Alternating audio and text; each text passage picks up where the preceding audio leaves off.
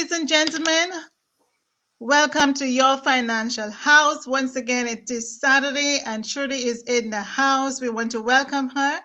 She has been doing an amazing job, and we are doing our last live for 2021. So, yay, hooray! Because we have discussed a lot of topics here on Your Financial House. So today it's a special occasion. We will be on more than 30 minutes today, and we will be sharing with you all what we have done for the past few weeks. And Miss Trudy is brave enough to take us through the first until the last topic. So once again, welcome everyone, wherever you are in the world. Good morning, good evening, good afternoon to you. And welcome to our last slide for 2021. All right. I will waste no more time and we will introduce Miss Trudy Sherhoff. Thank you so much, Avril. It's been a fantastic, I think it's 10 weeks that we've been on for. I have to count it, but just to be able to share the information, doing the research, putting everything together, you and I discussing, it has been an awesome time. I can't say enough how much I've enjoyed it. I've totally enjoyed it. Based on what we had discussed, I know we found it important that, we should put everything together so that, people will have an opportunity to see how it all links as well, because we've discussed it at different times. And so they could actually look at this one and then go back and look at the individual ones and see if they want or they need more information on each topic as well. So definitely this is a great way to end the year. For sure. Yeah, I would say so. I would just say, yes, it is an amazing. You have been doing a great job. Thank you. Being here every Saturday with us and doing all that research and all that hard work and to share with the audience and to be here with us, sacrificing your Saturday. I really appreciate the time and the energy that you have put in to every topic. I know you're passionate about finance, and it has been, it has been your dream, to be a financial coach. So there you go, Trudy. For sure, yeah. Absolutely. So without further ado, I will pull up my slides. Okay. No worries. All right. So in general, as in case you missed it, what we're looking at today is your entire financial house and asking you specifically, what does your financial house look like? And this is important because you can see the different aspects and how it comes in and how you can build from the foundation up to meet your goals and dreams in the end. Yeah. So start off with this diagram that we always start off with. And what we'll be looking at is how you set your foundation for your financial home. Then you look at your structure, making sure you have, your debt management and your savings in place. And once those things are in place, how you can then get to your dreams and goals. Okay. So what we'll be looking at initially, and this is how we started off our lives, is by looking at debt management, having a game plan so you can be debt free, and also savings management, looking at different ways that you can save, savings versus investments, and so forth. Okay, so the very first thing we did, do you know what your FIN is? What your FIN number is, right? That is your financial independent number. Do you know what yours is? Right, and as we discussed, Avril, this number tells you when you're free from the need to work, when you have enough savings that you can truly enjoy it and do what you want and go where you want without having to worry about where your income is coming from. Yeah, and it varies from person to person. It's on different levels as to what you want to be able to do after you retire as well. Okay, so it's simply put where your investment income it exceeds your personal money needs, right? So you have sufficient to be able to cover that. So In determining your financial needs number, we also have to look at how long you want to work for as well. If you're looking at retiring at age 50, 55, 60, right? I mean, some of us would love to retire early, some of us Yes. can't. So, but it's still important to look at it. So at least that if you're retiring at 60 or 65, when it comes, that you're ready, for retirement. Right. And a big part of it as well is what kind of lifestyle you want to be able to maintain. Are you a homebody? Do you want to just stay home and do stuff around the house? See about your garden? Or are you one who wants to travel, go out and see the world? Right. I know things are a little bit crazy right now in the Oh, world yeah. with traveling, but again, we are, in the hope that things will, improve. What would you like to do when you retire? Yeah.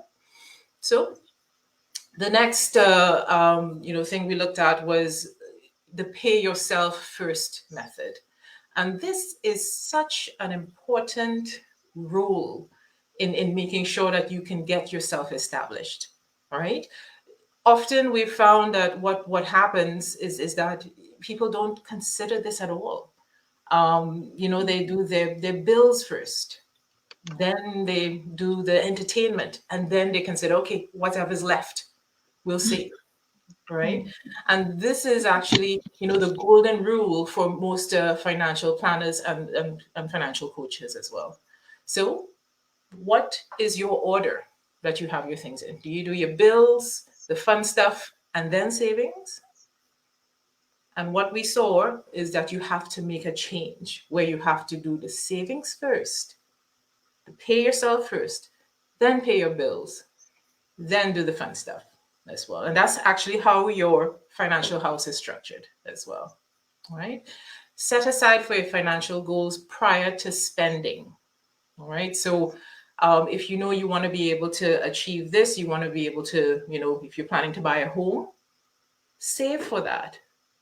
If you're looking at doing a travel back to the Caribbean, visit a family, do a savings for that. So set aside your financial goals so you can know how your spending should go. Right? Why use this method?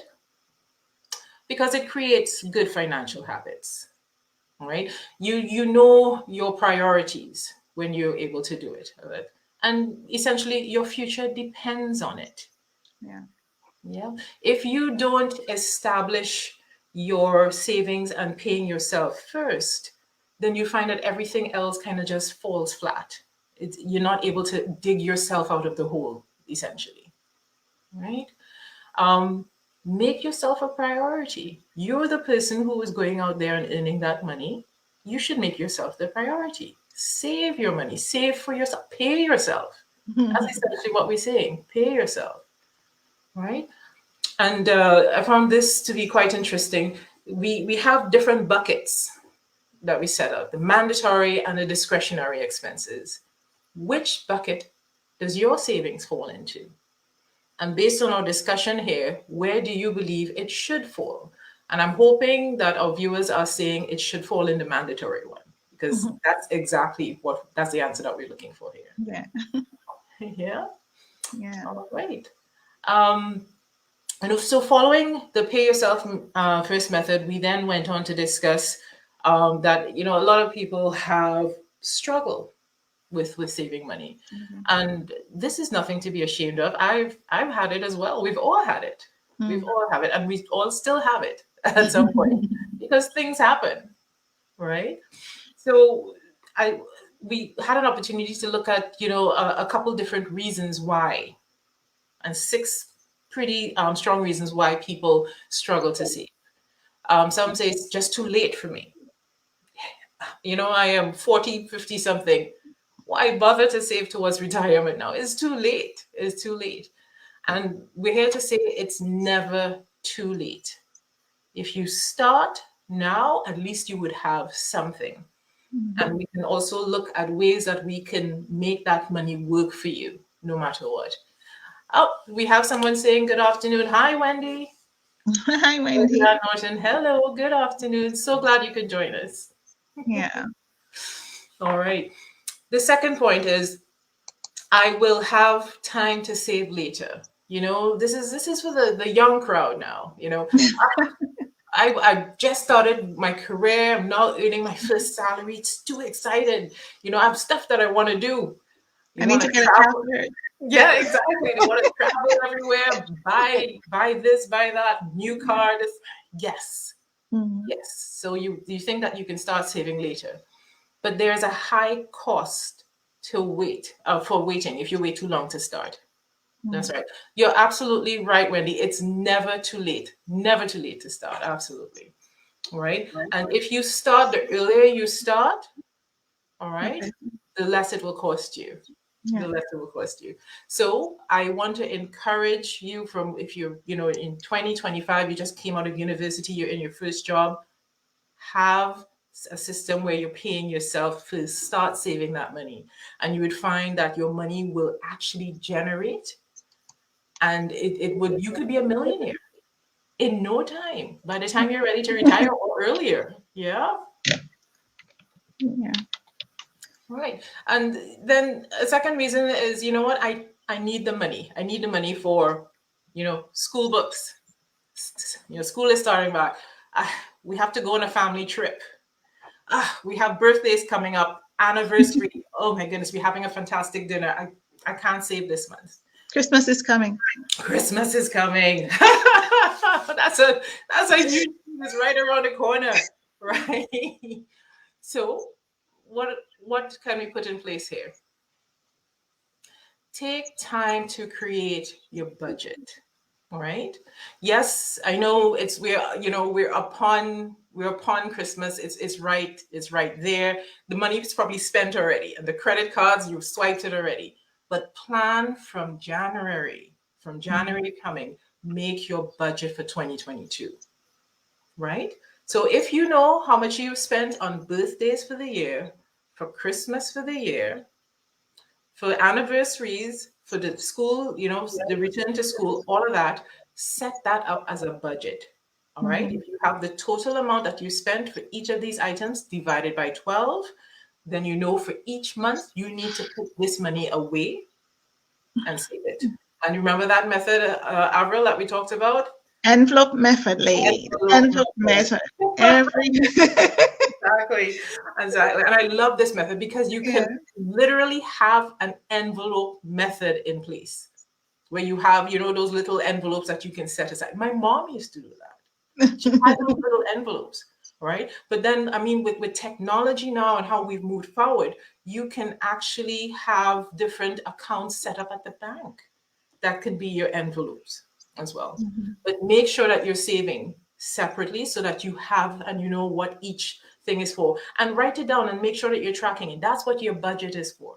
And I know when you talk about budgets, people they kind of shy away from that, but it makes such a difference. It makes such a difference. Yeah. And this is something that we're here to help you with as well. If it means you sitting down with either Avril or I just for a minute or two, we go through what your expenses are, your input, what's coming in and what's going out. We can set up a budget for you, and we can have something that you have something planned for next year and what's coming. Right? If you need a helping hand, we're here to do that for you. Because yes, it could seem daunting, but don't be afraid of it. Go into it, get it done. Get it done. Right? I just don't know enough about how to manage money. Right? And this is a question that we love, Avril. Yeah. Who should know more about your money? Exactly. Who should know more about your money? Right? Nobody but you. Nobody but you. Yeah. So make that effort. Find out about finances. Understand a bit more about your investments and so forth. Wendy, yes. Yes. Your mom used that method as well. Absolutely. Envelope method. Awesome. Maybe her mom is from Trinidad. Right. So that's what we're here to do, to help share our knowledge so that you are more familiar with what's out there, so that you can make sound investments, and these can work for you. Let your money work for you. That's so important. And she said yes. Awesome. Right. Yeah. And the fifth point is it does not make sense when you only save a little at a time. Sometimes you may be able to save on your grocery bill. You decide that, you know what, I'm not drinking as much coffee as I did every week. So I'm going to cut back on that as well. And yeah, these are little amounts. Yeah. But small savings add up. They add up. Mm-hmm. All right. As you save throughout each week, each day, it's amazing that if you start putting this aside and then you go back and check how much you've actually saved, you could save sometimes up to $30 a week, right? Yeah. Look how that could turn into a month as well. Exactly. Remember we talked about how many Yeah. of us are not actually going into the office? Exactly. How much are you saving on lunch, on gas? Parking. That's parking. Oh my goodness, parking is I've totally forgotten about that, Avril. Yeah. Parking. Yeah, exactly. So start to save it and be consistent. If you realize that you're not using these funds anymore, put it aside. For example, if you've just finished paying off for your car, what are you going to do with that extra money? Save it. Put it straight into a savings account. Let that money work for you. Yeah. And the final one, I have so much debt. And I want to stress on this one because a lot of people feel ashamed about having debt. And honestly, there's nothing to be ashamed of. The fact that you can admit that and that you know that you need to do something about it, I am proud that you can realize that you need to do something about it. All right. And the beautiful thing is that there's so many strategies out there so that it can help you to get your debt reduced faster as well. And you'd find some institutions, I'm not going to call any names, but some institutions, they may not want you to know about these strategies because that's how they make their money. Mm-hmm. Yeah. But again, who should know more about your money? You should. So, given all of that, and we realized the importance of savings and trying to make an effort to save more, we looked at different types of savings that we can put in place. Yeah. And the envelope method kind of comes in here as well. So it's essential to have an emergency fund, right? This is a fund where if something happens, that you have a job loss, medical emergency, that you have to travel home to see your parents, some unexpected occurrence happens at home, have an emergency fund in place. This fund should have 6 to 12 months, for your monthly, to cover your monthly expenses. And of course, it's going to take time to save that. I'm not saying that overnight you just suddenly move a whole lump sum into money into an account to save. This is going to take time. So you build that up as well. Okay. And what I recommended is that you can save this in some sort of high interest account where it's not easily accessible, but if you have that emergency, you can get it in a couple of days that you can get it so that you can use it for whatever the emergency is. So like the TFSA account or money market account is ideal for having an emergency fund. Okay. The next one is the short-term savings or I Can Touch fund, right? So this is where we talked about creating that list where you'll be spending money each year. So Christmas, the birthdays, the anniversaries, you have all of that. You know how much you normally spend each year. Set it up so that you can easily access it because this is something that you'll be using throughout the year. So some online banking account, an envelope, literally, you can use that as well for this. All right. We also looked at specific goal savings. So the I know what I want, I just need to pay for it fund. So if this is like an account where you're planning to get married soon, and the expenses that you could run into, start saving for that. If you're looking at buying a home, down payment, and that's another favorite topic of mine as well, Avril. But we'll do that's one of the topics for next week. Right. Put it on the list. Put it on the list. I'll put it on the list. Yeah. So if you're looking at getting a down payment for your home and you have a timeline, put that on your list and you start saving a specific account. And you know, I love the idea of being able to name it so you can see it there. So every time you look at it, yes, that's my goal. That's what I'm going towards. Right? So have that savings specific for that so you can work towards that as well.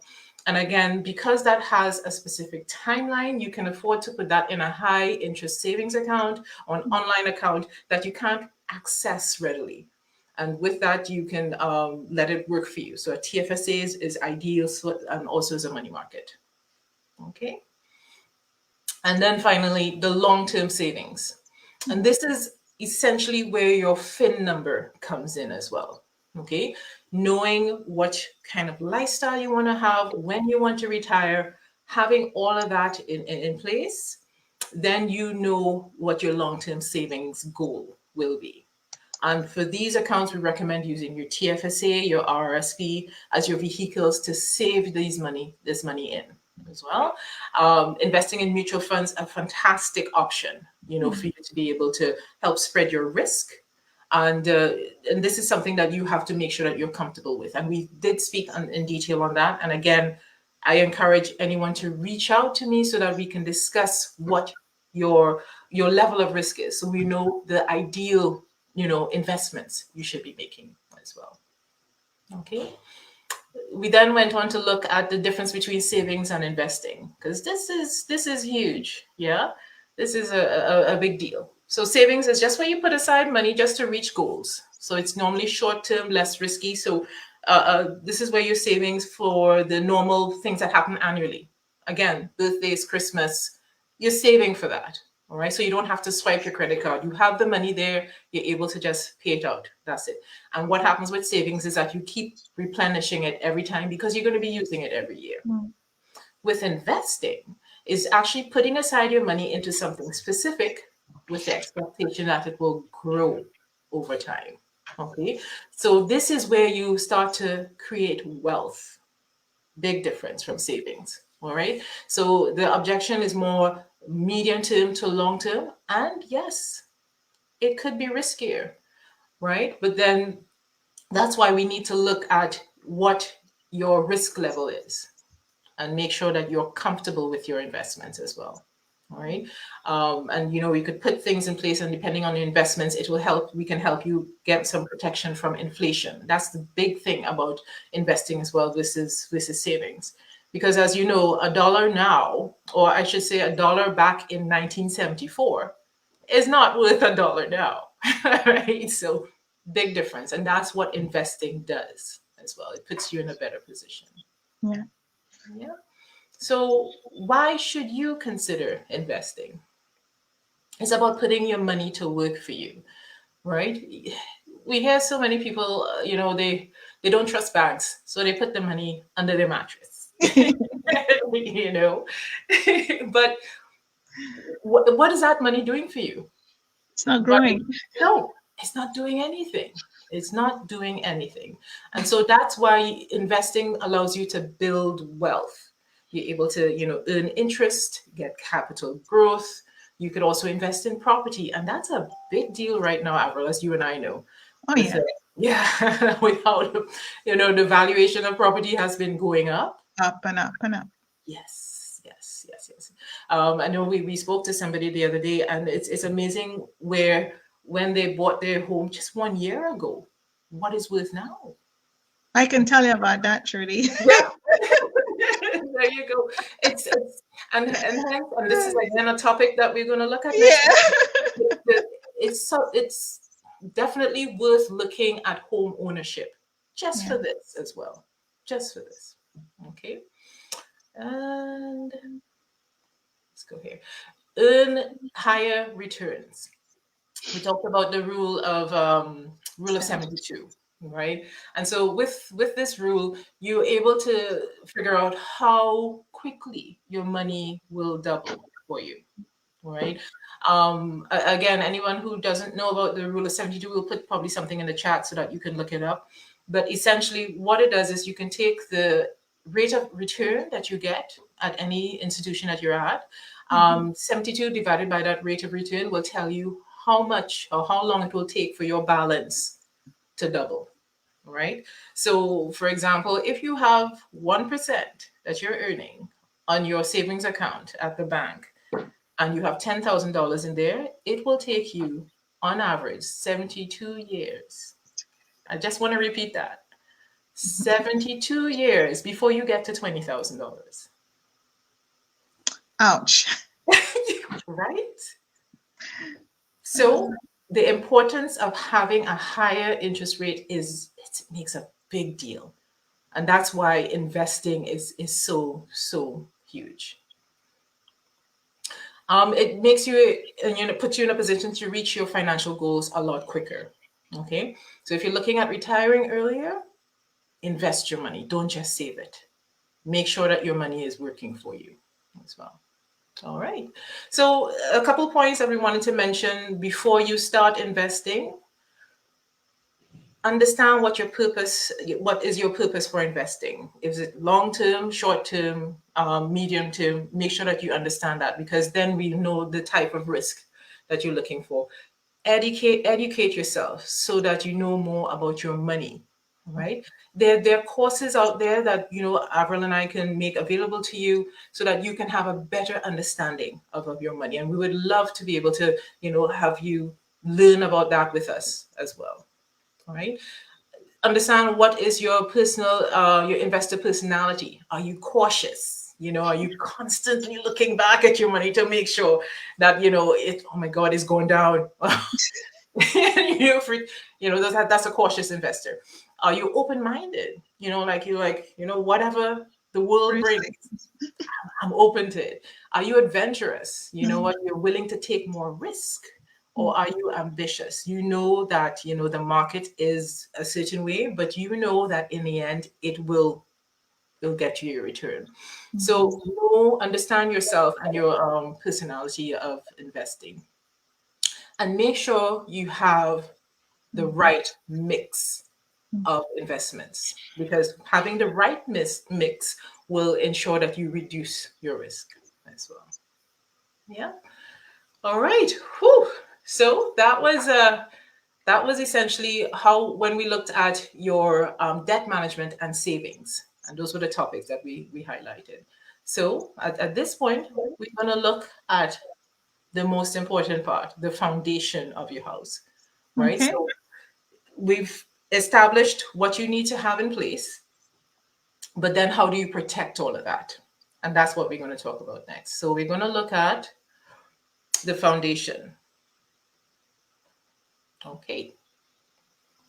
I just want to say hello to Sonia and Sergio. Oh, Sergio is here. Yes. Hi, Sergio. And Sonia is here as well. So she's listening. And Wendy has been firing up the chat. So I'm happy that she's here. Yes. And she's supporting us. It's just fantastic when you have the audience in the chat engaging. Engaging, exactly. So this is an amazing thing that we have when it comes to Facebook. The privilege that you can see the comments, you can see what people are thinking, and knowing that you are doing a fantastic job because you have gone out there and study and basically make you have looked at all the information that you've given us, and now you're coming to present it. So that is showing appreciation of your time and your effort and your sacrifice, that you being here and sharing with us this information. And it's so important to me, and I know it's important to you as well, Avril, that we do this, because this information is essential, especially when you move to Canada. Where there's specific investments that you want to make, just to understand it better. And I want to make sure that everyone who is here, or everyone who looks at the lives later, they understand that this does not only apply to us here in Canada, generally. Exactly. All right, it applies worldwide, really. And so we encourage you to, look at the video again, make sure you understand, ask questions. We love questions. We love it. So And please, sharing it. that's right, and share it. Absolutely, share this with someone that you believe needs this information as well. Yeah. Yeah. So as we talked about it, we looked at the foundation of your financial house, and one of the main foundations was life insurance or income protection. Protection. Yeah. Something just cut out there. Yeah. Are you good? I'm good. Okay. Let me just start the slide again. Okay.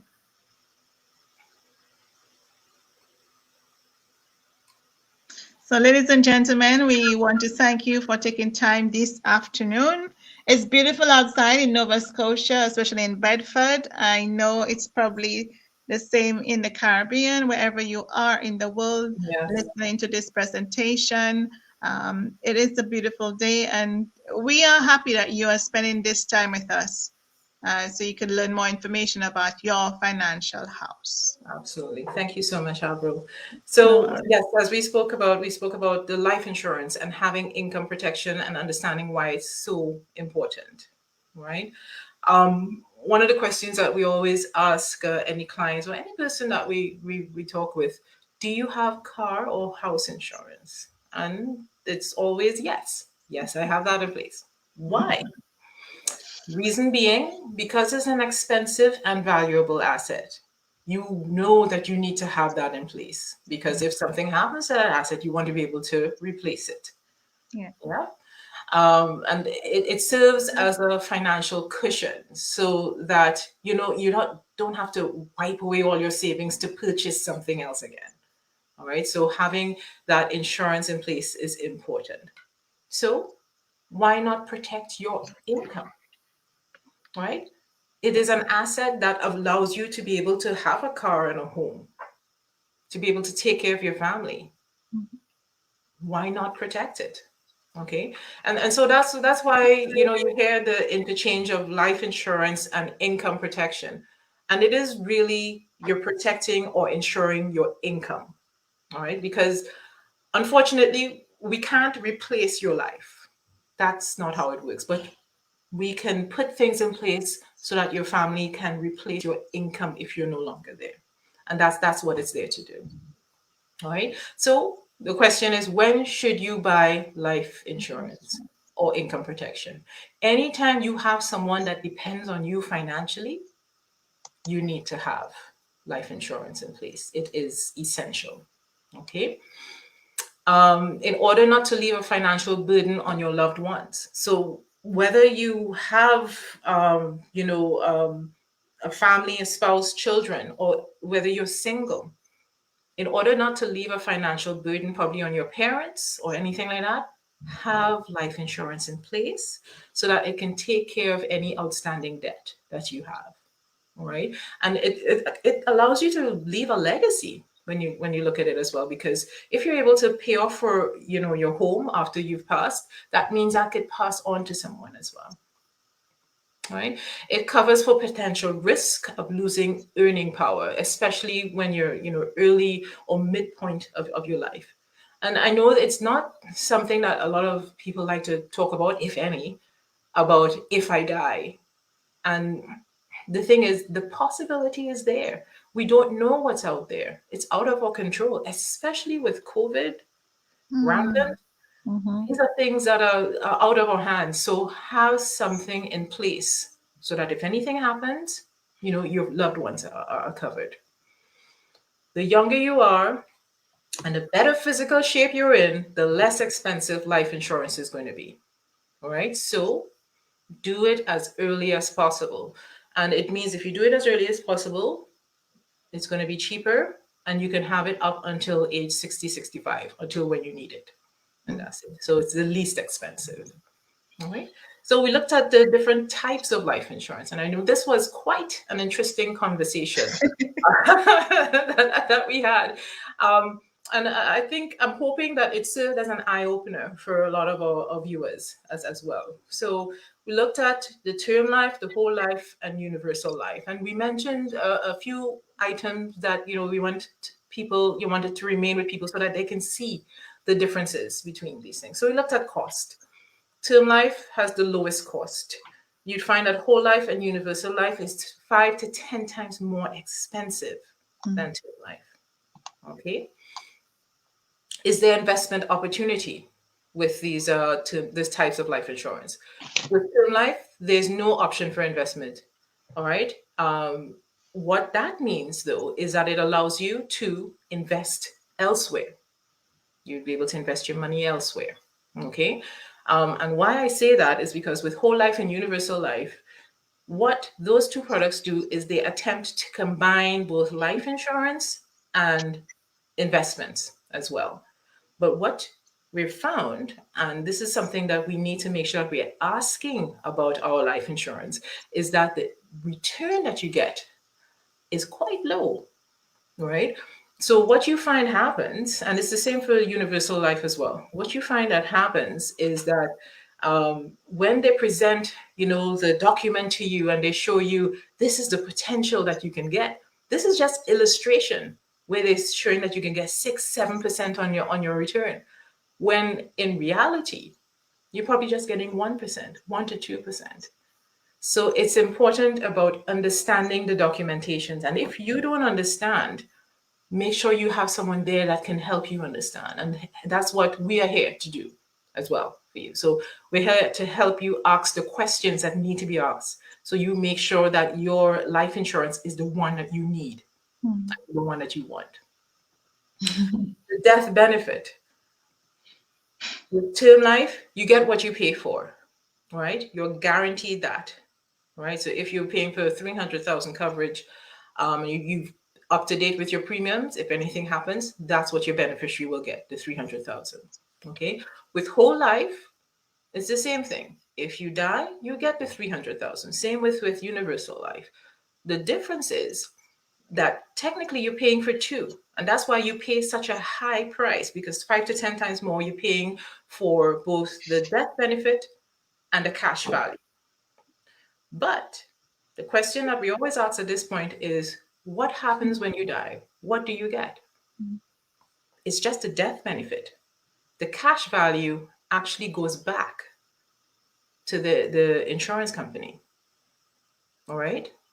And the same thing, if you decide that you're going to take that cash value, that savings aspect, you don't get the death benefit because you've canceled it as well. So you pay for two, but you only get one. Okay. And hence that's why we recommend that you separate it.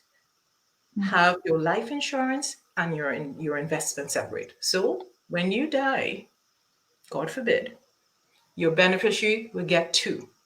You will get your term life, the beneficiary, as a beneficiary, you get that, but they can also benefit from the investments that you've done. Yeah. And I just want to say, Trudy, that it is so, so important that everyone know about the type of insurance that they have. Yes. Because you don't want them to be going into, well, you go into this term insurance, whole life insurance, universal life insurance, blindly. Yes. And then at the end of the day, when stuff happens, you realize, oh, I'm only getting one? Really? Yeah. Yeah. So this is very, very important that everyone who is signing a life insurance know what they are buying. That's what right. does it include? That's right. And Sergio made a point. It's a shame. He said that. Yeah. And in doing my research for this, Avril, I didn't mention it last time, but what the history behind this is that the insurance companies realized that they were missing out. They were missing out and realized that, people don't like paying for life insurance. So they tried to make it a sweeter deal and put both together as a result. So that, people, they see the savings aspect. Yeah, I'm going to go for that. That makes it better. But then they don't understand the whole product and what it is about. So ask questions. And I do bring that out again later, because it's so important to ask questions. Absolutely. Yes. Yeah. And then the cash value aspect. This, again, was an eye-opener as well. So with term life, as we discussed, there's no investment side of it. So there's no cash value. all right? But it allows you to invest because you're saving money on your premiums. You can invest it separately. But with whole life and universal life, there's no cash value for the first few years, right? So you may be putting in your premium, your 5 to 10 times more premium, but where that money is going to is to pay the insurance agent. That's where they make their commission. That's because it's the commission between term life and whole and universal life is a big difference. It's a big difference. So that's where they make their money, all right? Then when your money starts to finally accumulate after the fourth or fifth year, and you can usually see that on the illustration that they provide, when it starts to accumulate there, the returns that you're getting or the interest that you're getting is not huge, right? And I know of some people that they may want to borrow from the cash value because this is something you can do because it's an investment. So you can actually borrow. And that's the trick. You're borrowing. You have to borrow. You can't just take that and walk away like if it's a savings account at the bank. You have to pay interest on what you take out of that cash value. Okay, so it's messy to put it simply. And hence why it is best to understand and ask questions when you know a sales agent comes to sit down with you and understand better what the product is about. We then mentioned about group insurance and if it's enough. I mean, honestly, I think it's fantastic if you can get group insurance from your company. If they're covering everything, that's great. It definitely is. But then you need to ask yourself a couple of questions. What happens if you leave that employment, right? Usually you have to pay where you can continue the premium and you can switch it over to your own kind of term life insurance. So that's a positive thing.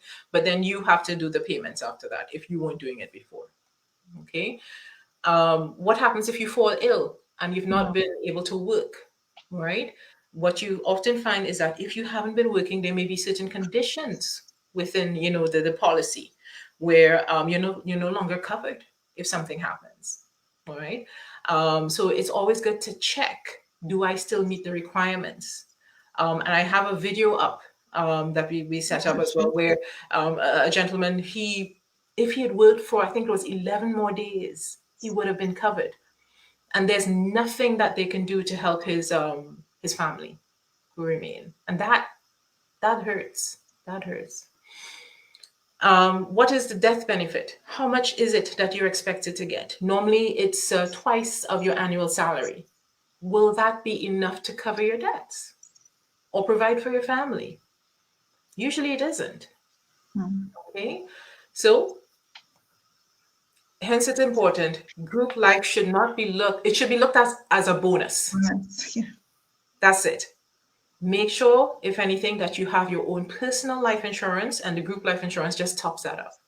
That's what it is. It's great if I have this extra money coming in, but make sure you have your personal life insurance where you've done your calculations and you know exactly what you need to have covered with your life insurance. Okay. Yeah. Oh my.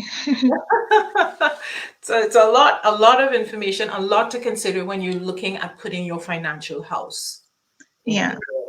But you have most people telling you that I have group life insurance. I have insurance with my company. I don't need any extra insurance because they don't want to pay another $20 or $30, right?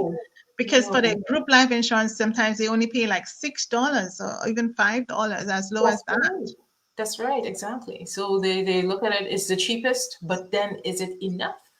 And will you meet the requirements when it comes out to being paid as well, right? And I found this was one of the big topics when we discuss life insurance as well, that it comes in different forms as well.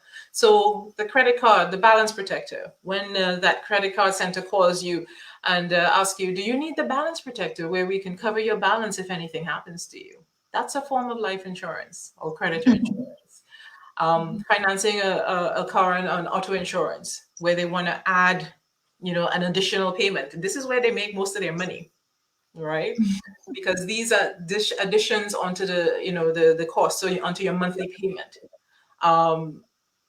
Is that necessary, right?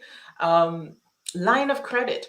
if you have an unsecured line of credit or secure line of credit, they usually add protection insurance on there as well. So you can make sure to pay the balance if anything happens to you.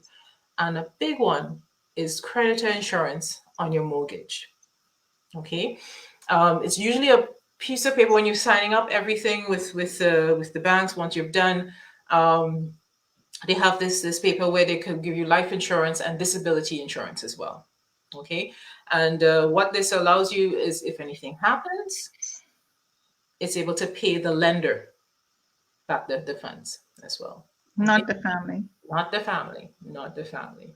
All right. So these are different life insurances, or that come into play that we need to be aware of. I think what happens sometimes as well is some people are paying it and don't even realize it. All right. So what you need to know about creditor insurance. So creditor insurance, the beneficiary is the lender. It is never your beneficiary. The beneficiary is the lender. While with term life insurance, you get to choose the beneficiary. You get to choose where the funds are going, right? With creditor insurance, it's usually more expensive. And I have the figures there that I worked out on a mortgage, what it normally is. And term life insurance is cheaper, the premium's cheaper, and it remains the same. Okay. Something to note on the mortgage with the creditor insurance is that your payment remains the same, but your balance is going down. So you have less and less coverage each year because your balance is going down on what's due, but you're still paying the same premium. Okay. It's not portable. Usually it's not portable for creditor insurance. If you have it with one lender, if you move lenders after, you have to renew, and you still want to have creditor insurance, you have to start over again. All right. And as we discussed, the older you are, the more your premium is going to be. So you're going to be 5 years older and you have to pay more. So set yourself up with your own term life insurance so it goes wherever you go. And you have one life insurance that you need. This was huge. Creditor insurance is a post-claim underwriting, right? What this means is that they don't do any medical checks. They ask you a couple of medical questions, actually a lot of medical questions that are quite in detail. Usually you can't understand it, all right? So, as I said, they don't do any medical checks. They don't do anything, nurse comes to check on you or anything like that, all right? So as a result, it's only when you pass that they start to look back and see your medical history just to check what your situation was.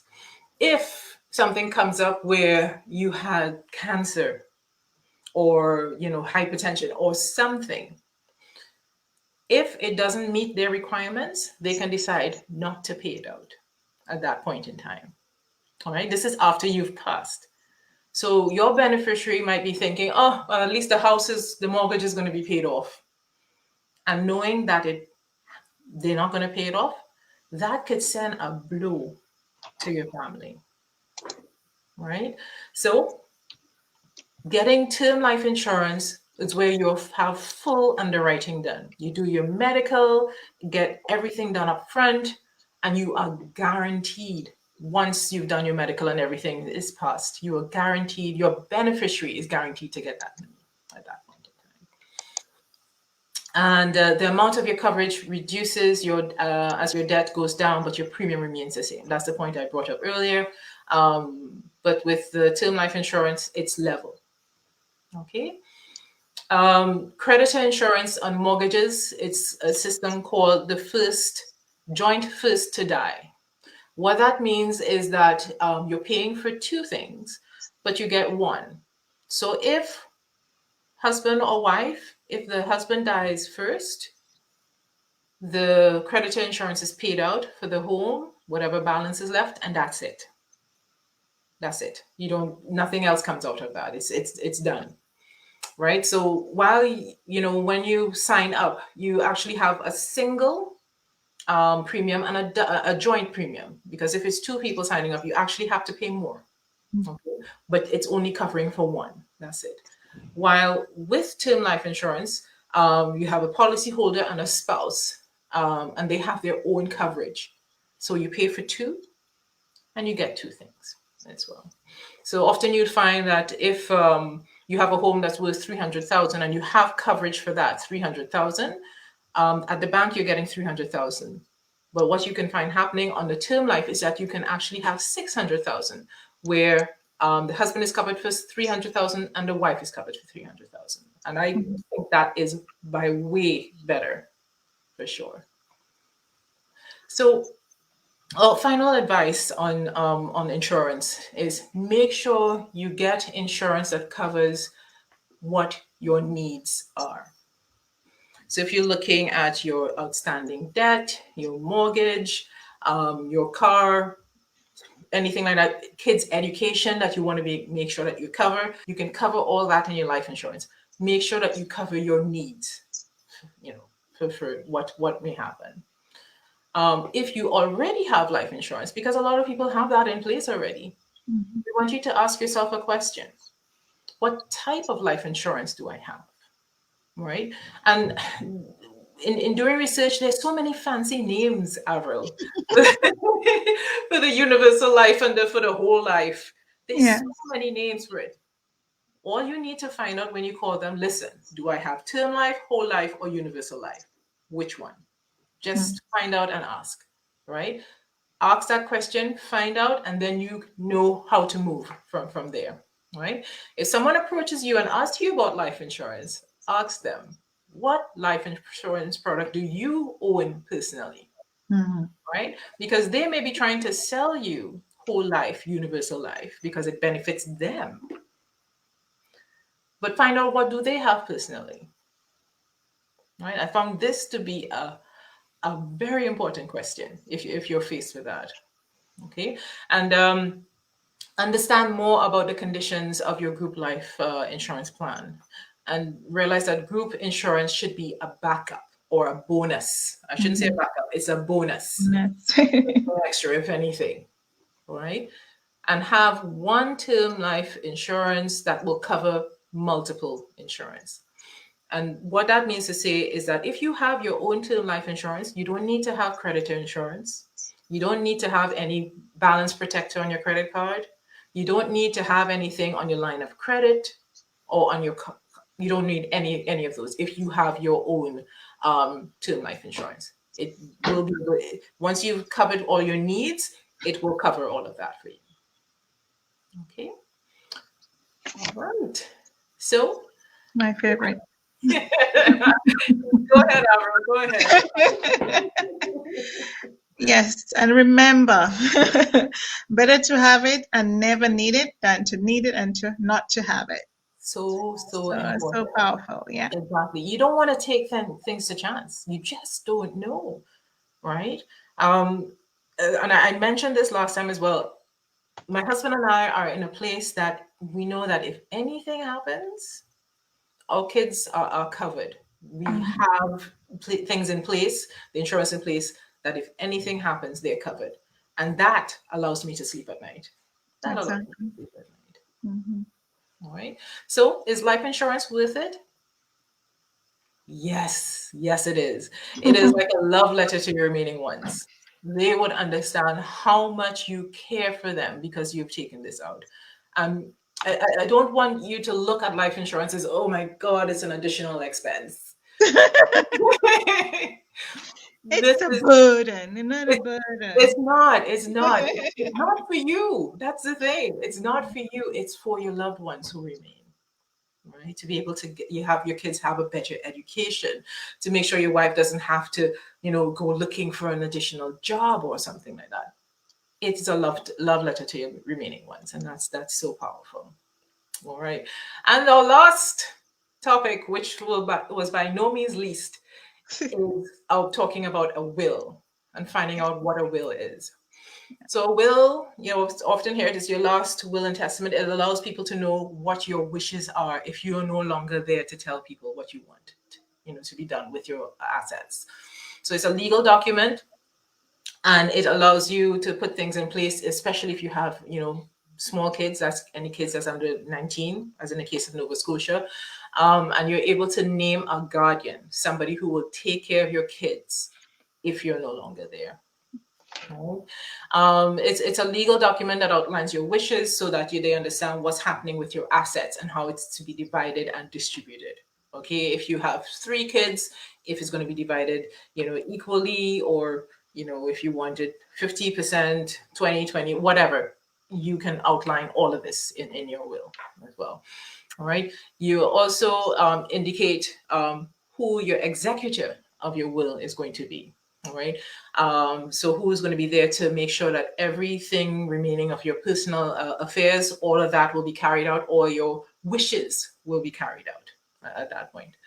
All right. So what's important too is that a will can also assist you with any estate planning. So everything is in place, and it could also minimize your tax burden. So what happens if you don't have a will? And I think this was quite powerful when we discussed it. Yeah. It's so the chat. exactly. So if you die without a will, you're referred to as intestate. Okay. What then happens is your assets, it will be divided, but based on whatever Nova Scotia decides, if we're living here as well, right? Or the government of Trinidad and Tobago, they will decide how your assets will be divided.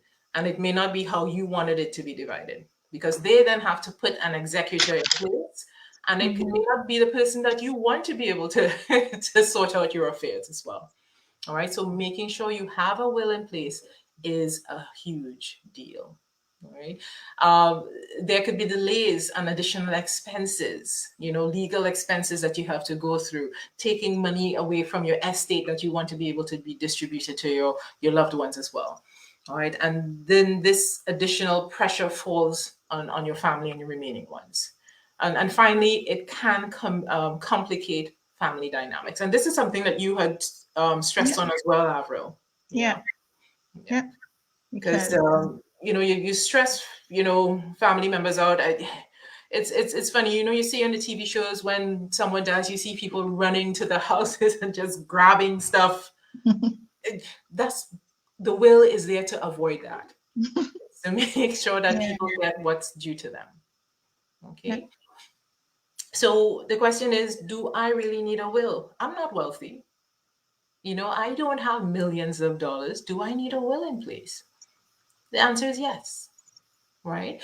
If you have a spouse, if you have children, minor children, or you have someone that you take care of that has a disability, or you have elderly family members that you're taking care of, pets, then you need to have a will.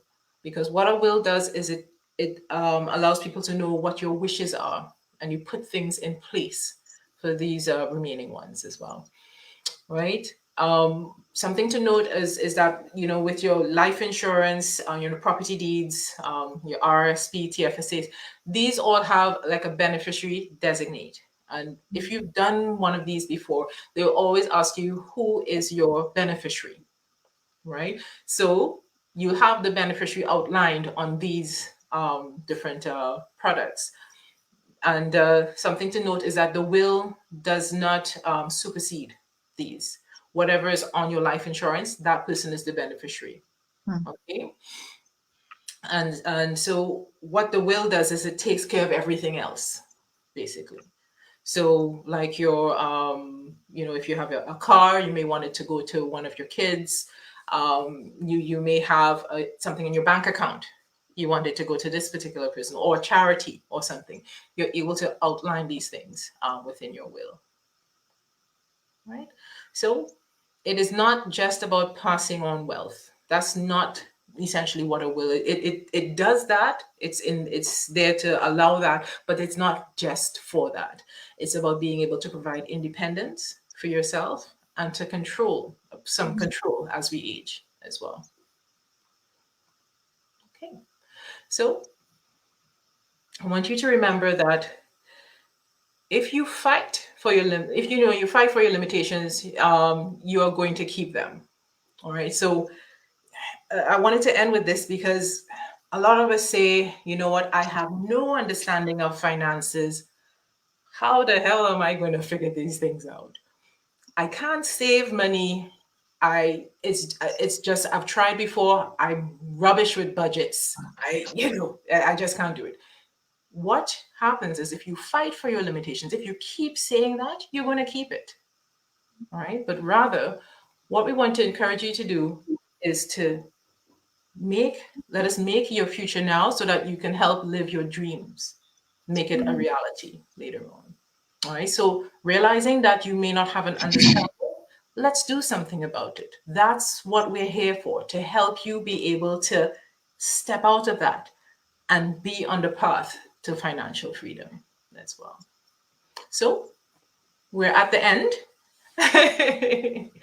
And we are so excited about what 2022 is going to bring for us, Avril. It's looking really, really exciting. And the question is, where do you want your finances to be? Where are you seeing yourself? Are you starting to put things in place? Have you followed some of the suggestions that we've made here? What we're doing as well as, and I'm going to go through some topics that we will highlight for next year as well, but it's a perfect time to get plans in place so that you're ready for the next year and you're in a better position. And I'm sure you agree wholeheartedly with that one, Avril. Definitely.